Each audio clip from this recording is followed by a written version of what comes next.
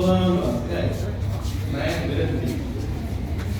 അപ്പോഴുണ്ട് അവന്റെ സ്കൂളിലെ ഒരു മീറ്റിംഗ് ഉദ്ഘാടനത്തിന് എന്നെ വിളിച്ചു. ഞാൻ പക്ഷെ അവൻ ബുദ്ധിമാനാവാൻ വന്നില്ല. അവനന്ന് കള്ളപ്പനിയോട് ചിന്തിക്കണം. എന്റെ പ്രസംഗമെല്ലാം കഴിഞ്ഞിട്ട് ഞാൻ ഇവന് വേണ്ടി എഴുതി ഈ പാട്ട് ആ സ്കൂളിൽ പാടി. ഞാൻ തിരിച്ച് വീട്ടിലെത്തി. പുള്ളിക്കാരൻ സ്കൂളിൽ ചെന്നിട്ട് അവൻ വൈകിട്ട് വന്നതിനോട് മിണ്ടുന്നില്ല. ഭയങ്കര ദേഷ്യം. ഞാൻ എന്തൊക്കെയോ പറയാം. ഇനി മേലെ സ്കൂളിൽ അത് വാപ്പച്ചി വന്ന് പ്രസംഗിച്ചത് ഞാൻ സഹിച്ചു, കഥ പറഞ്ഞത് ഞാൻ സഹിച്ചു. മേലെ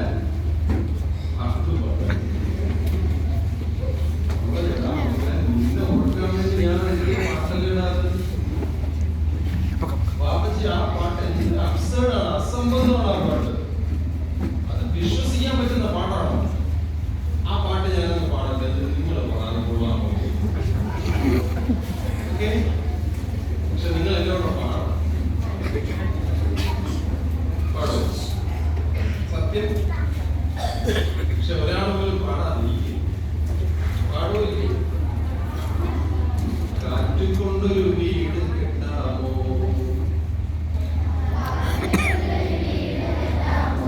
മോള് ചോദിക്കില്ല കാറ്റുകൊണ്ടൊരു വീട്.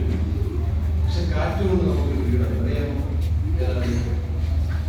കാറ്റുകൊണ്ടൊരു വീട് കെട്ടാമോ. മിന്നലാണോ?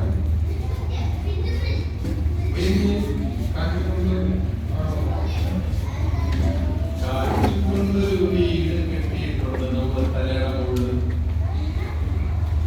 നമ്മുടെ തലയുടെ മുകളിൽ ആ വീടില്ലെങ്കിൽ ഈ ഭൂമിയിൽ ജീവനൊന്നും നേരെ ഉണ്ടല്ലോ.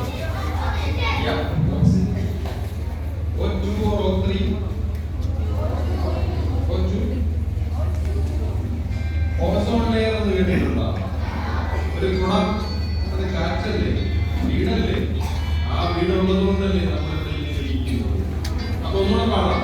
കാറ്റുകൊണ്ടൊരു വീട് കെട്ടാമോ,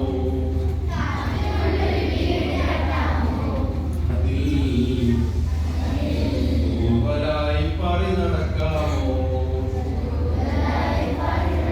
അപ്പൊ മോള് ചോദിക്കില്ല അതെങ്ങനെ തൂവലായിട്ടൊക്കെ പാറി നടക്കും. സ്പൈഡർമാൻ കയറി പോയി പിന്നെ നമുക്ക് പാറാൻ അതുപോലെ അതിൽ തൂവലായി പാറി നടക്കാമോ. സ്നേഹത്തിന്റെ മുറിയൊരുക്കാമോ. നിങ്ങളെന്താ പാടാതിരിക്കുന്നത്? അർത്ഥം കേൾക്കണം. സ്നേഹത്തിന്റെ മുറിയൊരുക്കാമോ.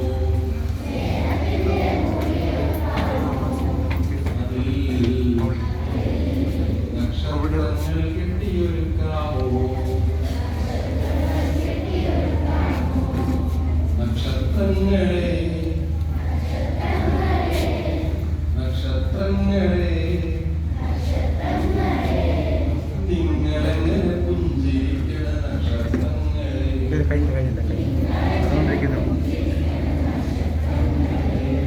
ഒരു ഭൂമിയല്ലേ, ഒരാകാശമല്ലേ. സംഗതി കുറച്ചും ഒരു ഭൂമിയല്ലേ, ഒരാകാശമല്ലേ. നമ്മളെല്ലാരും ഭൂമിയുടെ മക്കളല്ലേ.